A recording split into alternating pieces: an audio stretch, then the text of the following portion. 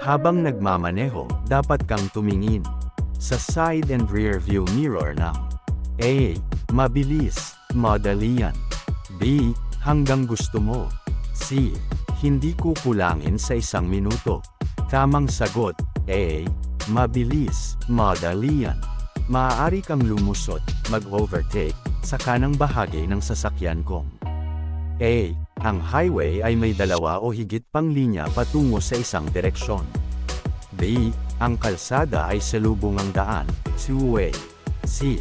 Malapad ang bangkita. Tamang sagot, A. Ang highway ay may 2 o higit pang linya patungo sa isang direksyon.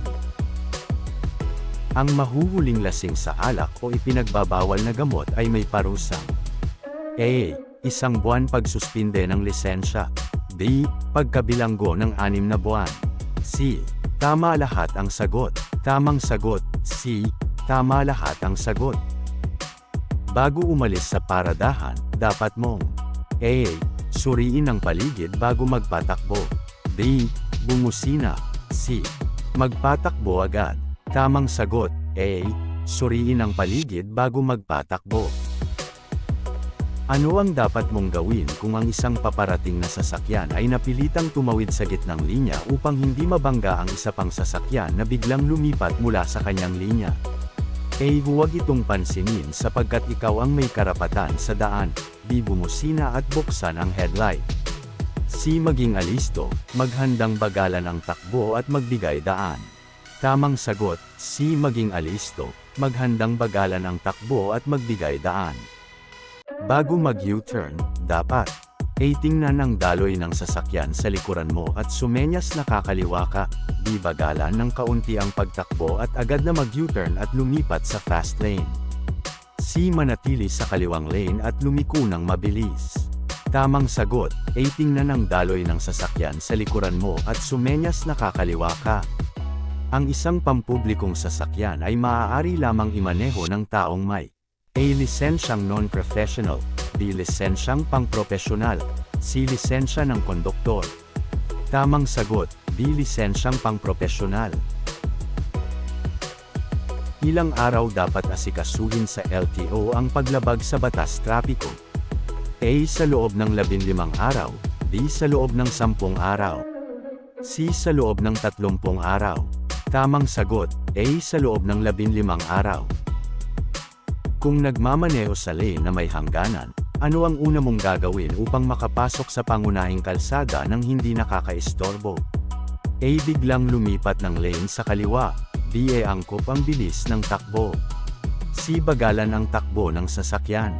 Tamang sagot, B. Angkop ang bilis ng takbo. Ang lisensya ay nagpapahintulot sa driver na magmaneho ng A. Anumang uri ng sasakyang demotor. B. Mga sasakyan lamang na nakatakda sa lisensya. C. Mga pampublikong sasakyan lamang. Tamang sagot, B. Mga sasakyan lamang na nakatakda sa lisensya. Sa interseksyon na walang mga karatulang nagsasabing huminto o magbigay ng daan, 2 sasakyan ang sabay na dumating sa anggulong 90 degree sa isa't isa. Sinong driver ang dapat magbigay daan? A. Mga driver ng sasakyan sa kanan. B. Mga driver ng sasakyan sa kaliwa. C. Alinman sa dalawa ay may unang karapatan. Tamang sagot, A. Mga driver ng sasakyan sa kanan. Ang U-turn ay ginagamit upang pumunta sa kabilang direksyon. Alin sa mga sumusunod ang pinahihintulutan? A. Di sinasadyang pagpasok sa kalsadang one-way. B. Doon sa may nakapaskil na sinyas na bawal mag-U-turn. C. Kung ang paparating na sasakyan sa kabilang kalsada ay higit na malayo sa 60 metro. Tamang sagot, A. Di sinasadyang pagpasok sa kalsadang one-way. Ano ang dapat mong gawin kung nagmamaneho ka sa gabi sa bulubunduking kalsada? A. Bumusina kapag papalapit sa kurbada. B. Mag-ilaw at bilisan. C. Itaas baba ang headlight sa tuwing papalapit ng kurbada. Tamang sagot, C. Itaas baba ang headlight sa tuwing papalapit ng kurbada.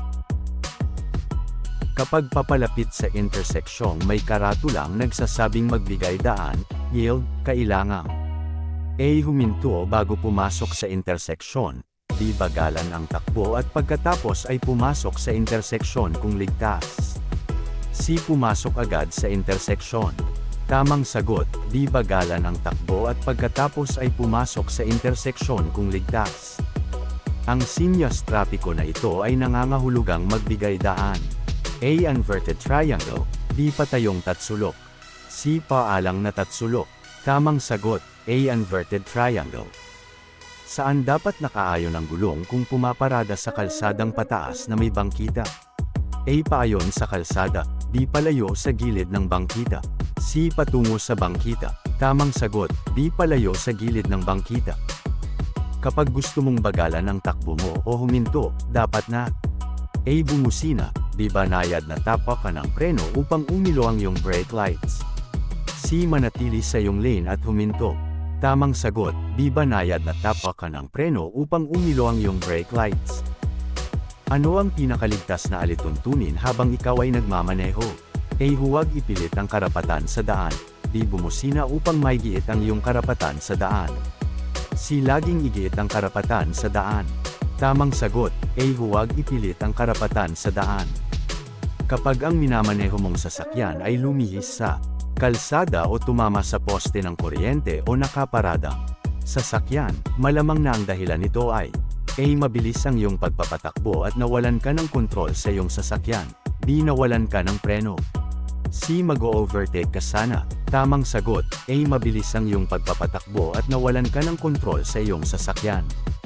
Ipinagbabawal ang pag-overtake sa bangkita ng kalsada.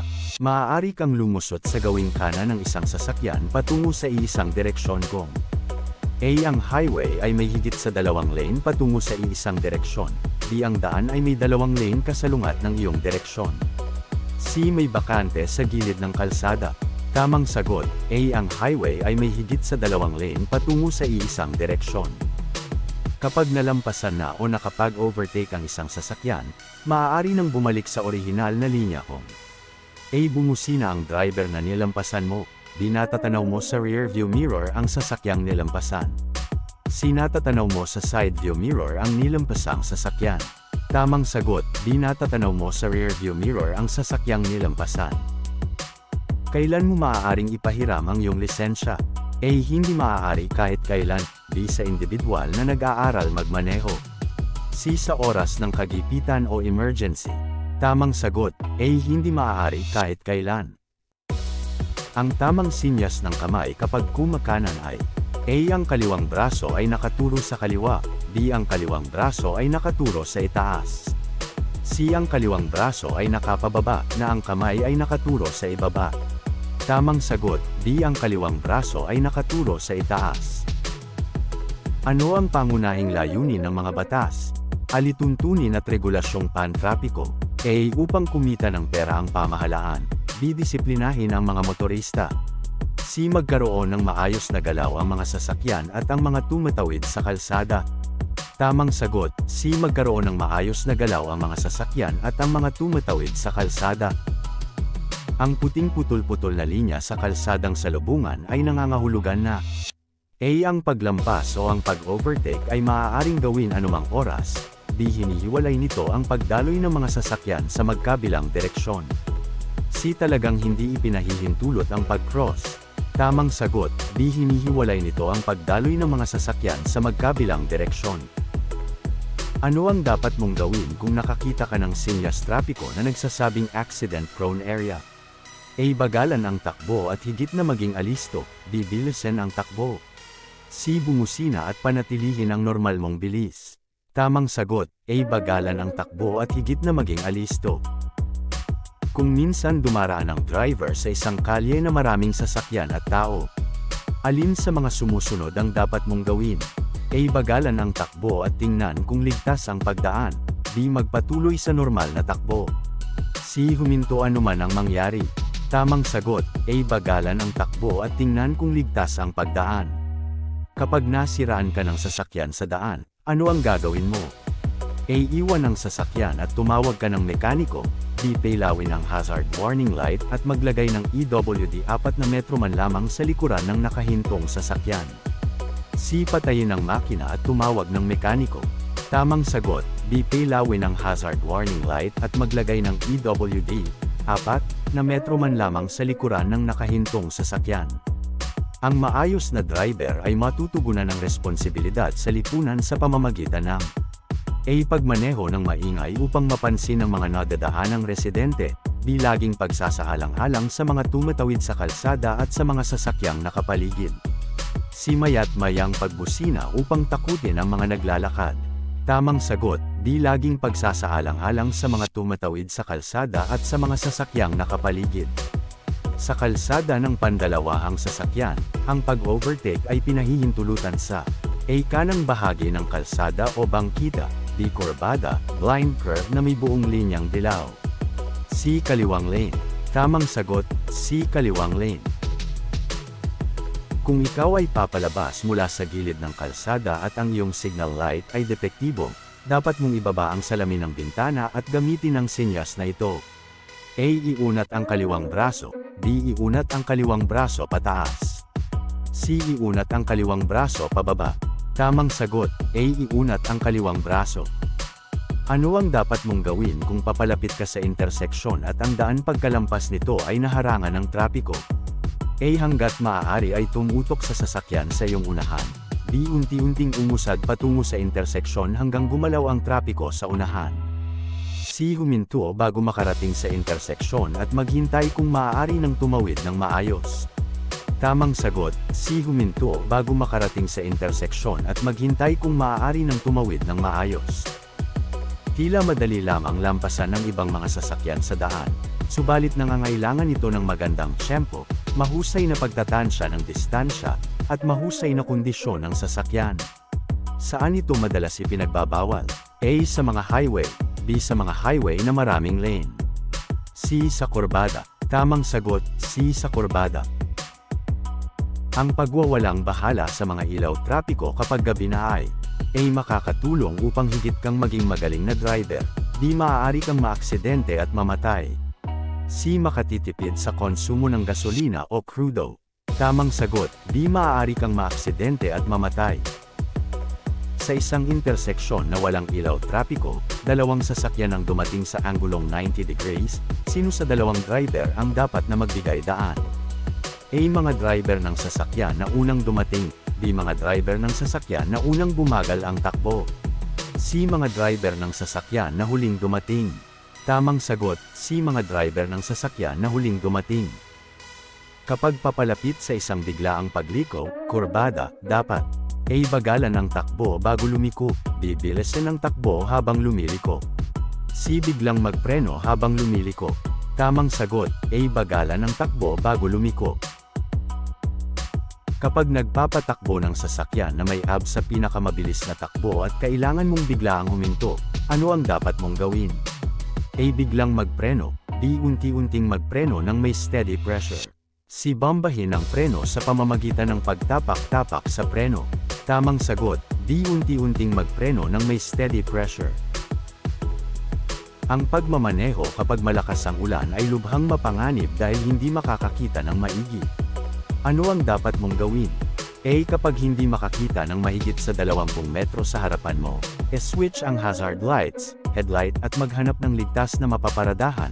B. Switch ang headlights at bagalan ang takbo o di kaya naman ay huminto sa isang ligtas na lugar kung ang sitwasyon ay mapanganib. C. Switch ang hazard lights, bumusina at magpatuloy sa pagmamaneho. Tamang sagot, B. Switch ang headlights at bagalan ang takbo o di kaya naman ay huminto sa isang ligtas na lugar kung ang sitwasyon ay mapanganib. Maiiwasan ang mga road crash kung A. Susundin ang mga senyas pantrapiko at mga alituntunin at regulasyon ng batas trapiko. B. Ganap na hindi susundin ang mga batas trapiko. C. Ang mga driver ay walang alam sa batas trapiko. Tamang sagot, A. Susundin ang mga senyas pantrapiko at mga alituntunin at regulasyon ng batas trapiko. Kung may nakita kang bola na mula sa likuran ng isang nakaparadang sasakyan sa isang kalye, malamang na may batang sumusunod dito. Ano ang gagawin mo? A. Bilisan ang takbo. B. Bagalan ang takbo. C. Bumusina at panatilihin ang bilis ng takbo. Tamang sagot, B. Bagalan ang takbo. Alin sa mga sumusunod ang hindi ligtas na lugar sa pag-overtake, paglusot? A. Kapag papalapit sa paahon na lugar o kurbada. B. Sa interseksyon. C. Lahat ng sagot. Tamang sagot, C. Lahat ng sagot. Ang blind spot ay nasa gawing kanan o kaliwa na hindi mo nakikita sa iyong side mirror. Ano ang dapat mong gawin bago umatras? A. Lumingon upang matiyak na walang nakaharang sa daan. B. Ipaling ng sagad ang gulong sa kanan bago huminto. C. Ipaling ng sagad ang gulong sa kaliwa bago huminto. Tamang sagot, A. Lumingon upang matiyak na walang nakaharang sa daan. Ang pinakamabisang gawin sa isang tumututok ay A. Huwag siyang pansinin ngunit huwag siyang hayaang makalayo. B. Bagalan ang takbo at bigyang daan ang nasa likod. C. Bilisan ang takbo at maging alisto sa pagpreno. Tamang sagot, B. Bagalan ang takbo at bigyang daan ang nasa likod. Kapag papalapit sa isang biglaang pagliko, kurbada, dapat A. Bagalan ang takbo bago lumiko. B. Bilisan ang takbo habang lumiliko. C. Biglang magpreno habang lumiliko. Tamang sagot, A. Bagalan ang takbo bago lumiko. Kung paparada ka sa isang kalsadang pataas at walang bangkita, iayos ang gulong patungo sa A. Gitna ng kalsada, B. Gilid ng kalsada, C. Dulo ng kalsada. Tamang sagot, B. Gilid ng kalsada. Sino ang profesional na driver? A. Isang eksperto at eksperyensado sa pagmamaneho. B. Sinumang driver na nakapagmamaneho ng isang uri ng sasakyang demotor. C. Sinumang driver na may kwalipikasyong magmaneho ng pribado o paupahang sasakyang demotor. Tamang sagot, C. Sinumang driver na may kwalipikasyong magmaneho ng pribado o paupahang sasakyang demotor. Ang ilang karatula ng sinyas ay tinatawag na lane use sign. Ang mga ito ay naroon upang gabayan ka sa tamang lane habang papalapit ka sa aktwal na interseksyon. Ang mga ito ay kadalasang nakikita, A. Bago dumating sa interseksyon, B. Pagkatapos ng interseksyon, C. Sa interseksyon. Tamang sagot, A. Bago dumating sa interseksyon. Sakaling may road crash, ang unang tungkulin ng driver na sangkot dito ay A. Asikasuhin ang mga nasaktan at humingi ng tulong, B. Ipagbigay alam ang aksidente sa ospital, C. Ipagbigay alam ang aksidente sa pinakamalapit na estasyon ng pulis. Tamang sagot, A. Asikasuhin ang mga nasaktan at humingi ng tulong. Kapag nasa highway, magpapadaan ang driver sa A. Mga tumatawid sa tawiran, B. Mga tumatawid sa interseksyon na may nagtatraffic na traffic enforcer, C. Mga sasakyang papasok sa highway. Tamang sagot, A. Mga tumatawid sa tawiran. Saan mo kailangan huminto kung may pulang traffic light? A. Huminto bago makarating sa stopline, B. Huminto ng lampas o malayo pa sa stopline, C. Huminto ng walang 4 na metrong distansya sa likuran ng sinusundang sasakyan. Tamang sagot, A. Huminto bago makarating sa stopline. Ang kumikisap-kisap na dilaw na ilaw pantrapiko ay nangangahulugan na A. Bagalan ang takbo at dumiretso ng may pag-iingat, B. Ikaw ang may higit na karapatan kaysa sa kumikisap-kisap na dilaw na ilaw, C. May mga sasakyang tatawid mula sa kabila. Tamang sagot, A. Bagalan ang takbo at dumiretso ng may pag-iingat. Higit na mapanganib na magmaneho ng mabilis sa gabi kaysa sa araw sapagkat A. Higit na maraming tao sa kalaliman ng gabi, B. Ang mga daan ay maaaring maging higit na madulas sa gabi, C. Hindi ka nakakikita ng malayo sa gabi. Tamang sagot, C. Hindi ka nakakikita ng malayo sa gabi. Ano ang gagawin mo kung ang sumusunod na sasakyan sa iyo ay masyadong nakatutok? A. Bilisan pa ang takbo at makipagkarerahan, B. Unti-unti mong bagalan ang takbo at sinyasan siyang mag-overtake, C. Biglang magpreno. Tamang sagot, B. Unti-unti mong bagalan ang takbo at sinyasan siyang mag-overtake. Bago lumipat ng lane, bukod sa dapat munang sumenyas, tumingin sa mga gilid at rearview mirror, ano pa ang dapat mong gawin? A. Tingnan ang mga katabing sasakyan, B. Bumusina, C. Pailawin ang mga headlights. Tamang sagot, A. Tingnan ang mga katabing sasakyan. Ano ang dapat mong gawin kung sinadyang tinawid ng kasalubong na sasakyan ang gitnang linya upang mag-overtake sa isa pang sasakyan? A. Maging alerto at bagalan ang takbo o huminto kung kinakailangan, B. Bumusina at panatilihin ang bilis ng pagtakbo, C. Mag-headlights. Tamang sagot, A. Maging alerto at bagalan ang takbo o huminto kung kinakailangan. Mahirap magmaneho kung gabi kaya dapat gawin ang sumusunod kapag may kasalubong na sasakyan. A. Hinaan ang ilaw sa pamamagitan ng pagsindi sa low beam. B. Lakasan ang ilaw sa pamamagitan ng pagsindi sa high beam. C. Sindihan ang mga headlight, on and off. Tamang sagot, A. Hinaan ang ilaw sa pamamagitan ng pagsindi sa low beam. Ang mga motorista na mabagal kaysa iba ay dapat na nasa A. Lane sa gawing labas o dulong kanan, B. Lane sa gitna, C. Lane sa gawing loob o dulong kaliwa. Tamang sagot, A. Lane sa gawing labas o dulong kanan. Ang pagkakaroon ng lisensya ay isang A. Karangalan, B. Pribilehiyo, C. Karapatan. Tamang sagot, B. Pribilehiyo. Ano ang kahulugan ng berdeng ilaw trapiko? A. Sinyas upang patakbuhin ng sasakyan, B. Huminto sa nakatakdang linya, C. Maaari kang tumuloy, bagalan lamang ang takbo. Tamang sagot, A. Sinyas upang patakbuhin ang sasakyan. Kailangang magbigay ng sinyas kung kakanan o kakaliwa ang driver sa darating na interseksyon sa layong A. 15 metro, B. 60 metro, C. 30 metro. Tamang sagot, C. 30 metro. Salamat sa panunood. Pa-subscribe po at panoorin ang kasunod na video.